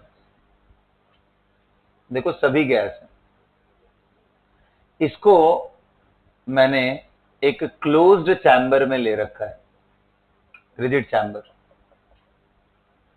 और मान लो जो इनका स्टोइकियोमेट्री है उसी रेशियो में लिए गए हैं और उसी रेशियो में रिएक्शन भी हो रहा है। मतलब ये लिमिटिंग रीजन का प्रॉब्लम नहीं है। मान लो मैंने लिया ही 1 मोल नाइट्रोजन और वो कितने से रिएक्ट कर रहा है? 3 मोल हाइड्रोजन से। क्या बना रहा है? 2 मोल अमोनिया। तो इस पूरे केमिकल ट्रांसफॉर्मेशन में इनिशियल स्टेट क्या है? रिएक्टेंट। फाइनल स्टेट क्या है? प्रोडक्ट। क्योंकि पहले रिएक्टेंट थे, अब गायब हो गया, क्या बच गया उसके जगह? तो उसी डब्बे में पहले रिएक्टेंट था, बीच के टाइम में रिएक्टेंट प्रोडक्ट दोनों होगा, एंड टाइम में सिर्फ प्रोडक्ट बचेगा, रिएक्टेंट सारे कंज्यूम, क्योंकि ये इसी रेशियो में लिए गए। इसका W बताइए। हाँ हाँ बोलो, कुछ आया आंसर? सही आया आंसर? बोलो क्या हुआ? बिल्कुल, answer is it will be 0, क्योंकि कंटेनर कैसा था? रिजिड। आप वॉल्यूम बढ़ने घटने ही नहीं दोगे तो W का वैल्यू आएगा कहां से? P इंटीग्रल dV होता है, dV 0 किया नहीं कि कहानी खत्म हो गई। समझ में आया? ये पहला पार्ट था। कोई केमिकल रिएक्शन कांस्टेंट वॉल्यूम पे कराया जाए तो उससे कोई वर्क डन नहीं आता है। No work done will be obtain या zero work done will be obtain if a chemical change taking place at a constant volume, मतलब रिजिड कंटेनर लिया हुआ है। लिख लेना ये पहला पार्ट। वर्क डन हेडिंग डालना, work done in case of chemical reactions, work done in case of chemical reaction वहां।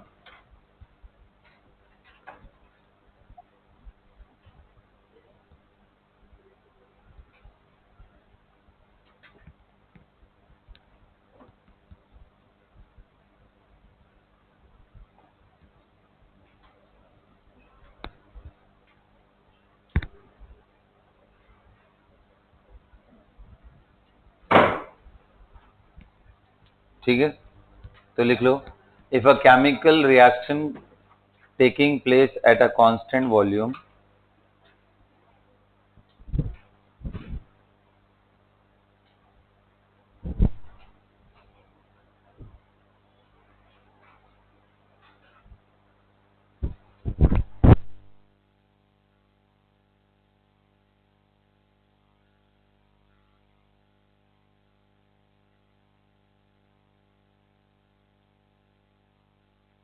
reaction taking place at a constant volume, then no work done will be there.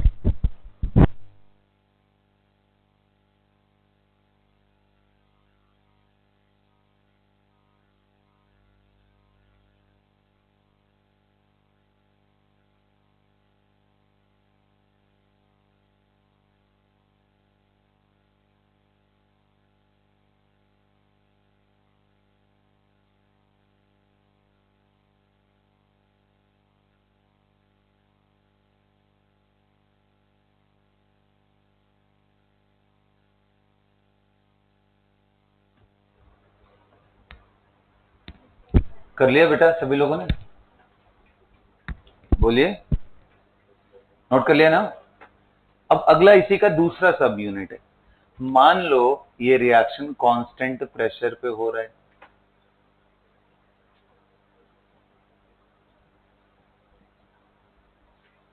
And constant temperature पे हो रहा है। Pressure भी constant है and temperature भी। W from this will be what? तो मैं एक चीज लिखने जा रहा हूं, अब आप हाथ उठा के बस उसको सपोर्ट करना अगर आपको लगता है तो। ये होगा आंसर, डेल्टा NG/RT, जहां पे डेल्टा NG का मतलब है sum of moles of gaseous products minus sum of moles of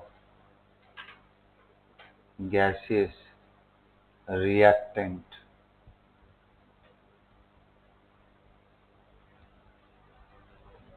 sum of moles of gaseous products minus sum of moles of gaseous reactant। कितने लोग अग्री करते हो इस बात से, वो हाथ उठाओ। कितने लोग को ये चमक गया कि सही लिखा है? जरा नहीं तो भी मैं समझाऊंगा, कोई बड़ी बात नहीं। चलो कोई बात नहीं, और समझाता हूं। एक बात बताओ, मैंने बोला है कि हाँ प्रेशर, वैसे टेम्परेचर कांस्टेंट रहता ही है केमिकल रिएक्शन का इनिशियल, मतलब ड्यूरिंग रिएक्शन नहीं, इनिशियल एंड फाइनल स्टेट, ये इरिवर्सिबल चेंजेस है ये सब। ओके, तो प्रेशर मान लो ये कांस्टेंट है P0, और इनिशियल कंडीशन में क्या है हमारे पास, N2 है, कितना है 1 मोल, और H2 कितना है 3 मोल। क्या अग्री करते हो? तो कितने लोग कह रहे हो कि सर इसका मतलब P initial which is P0 into volume initial must be equal to summation of mole of gas reactant into RT, yes or no? और ये वैल्यू हमें पता है गैसियस, यहाँ GR लिख दे रहा हूं, R stands for gaseous reactants, कोई दिक्कत? Small r।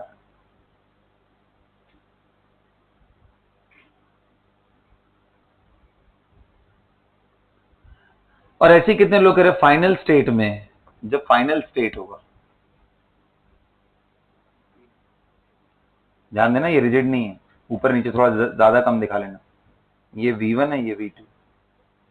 अब अमोनिया कितना है 2 मोल, बाकी सारी गैसेस क्या हो गई खत्म। तो फाइनल इनिशियल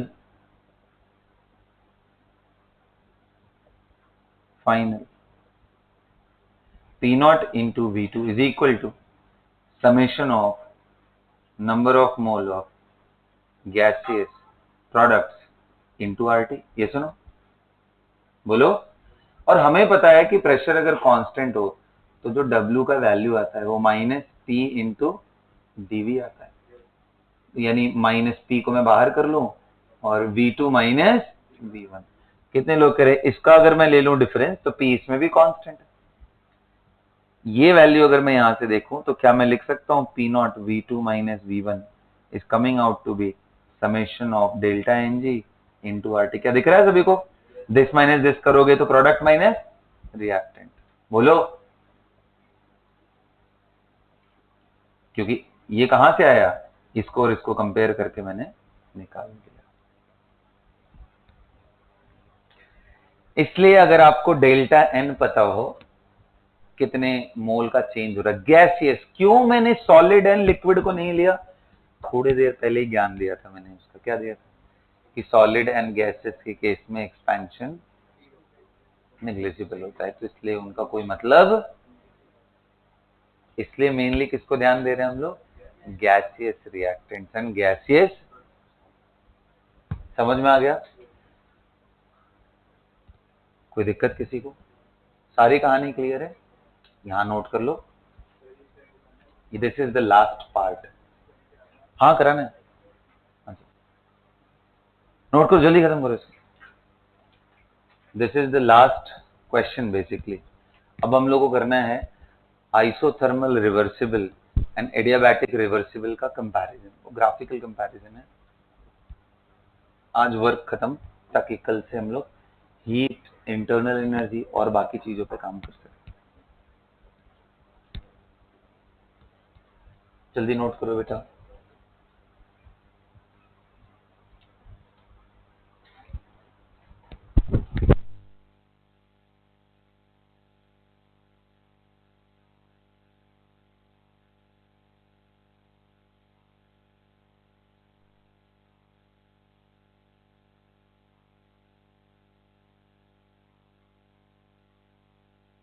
आपको नोट्स कैसे बनाना पता है ना?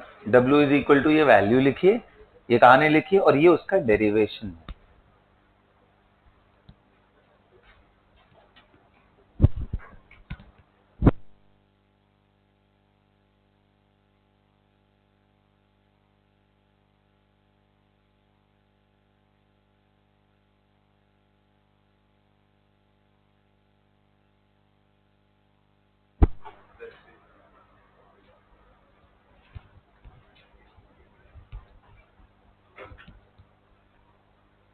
कर लिया आप लोगों ने? चलो अच्छी बात।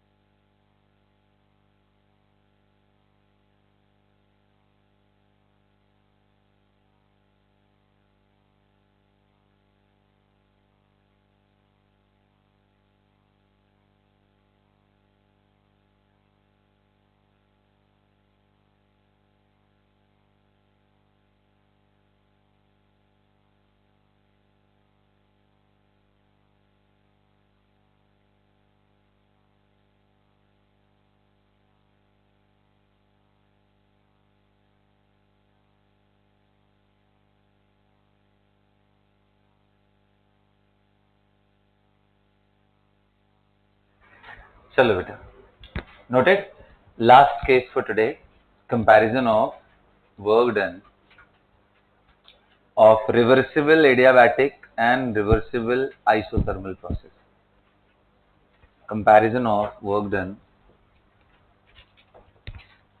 of reversible adiabatic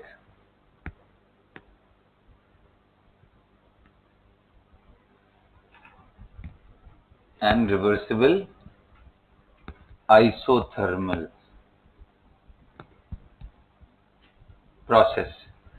पहला सब हेडिंग डालना इसमें एक्सपेंशन, फिर हम लोग कंप्रेशन करेंगे।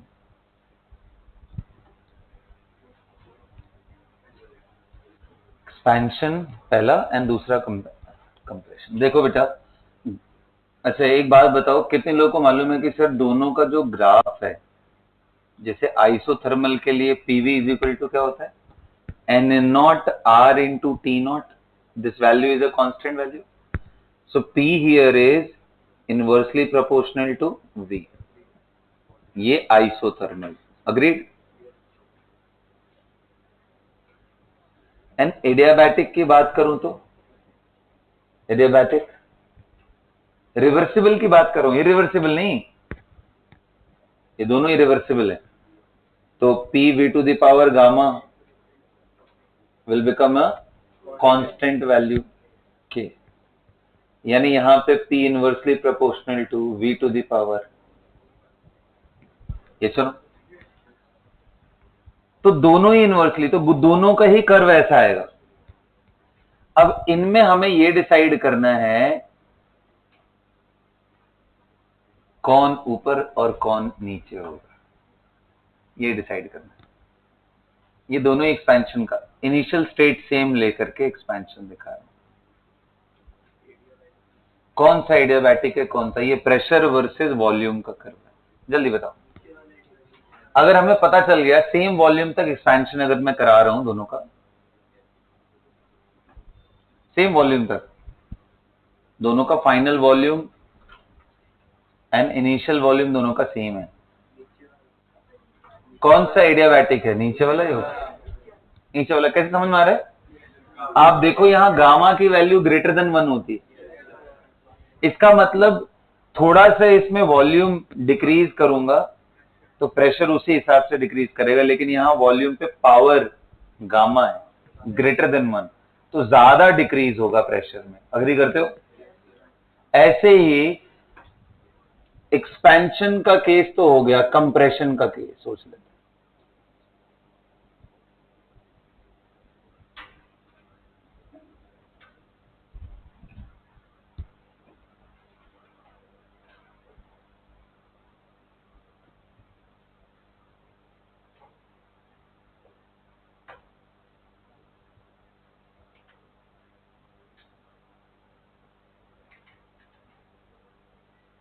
हाँ, ये कंप्रेशन, एरो लगा देता हूं ताकि पता चले, ये यहां से यहां आ रहा है।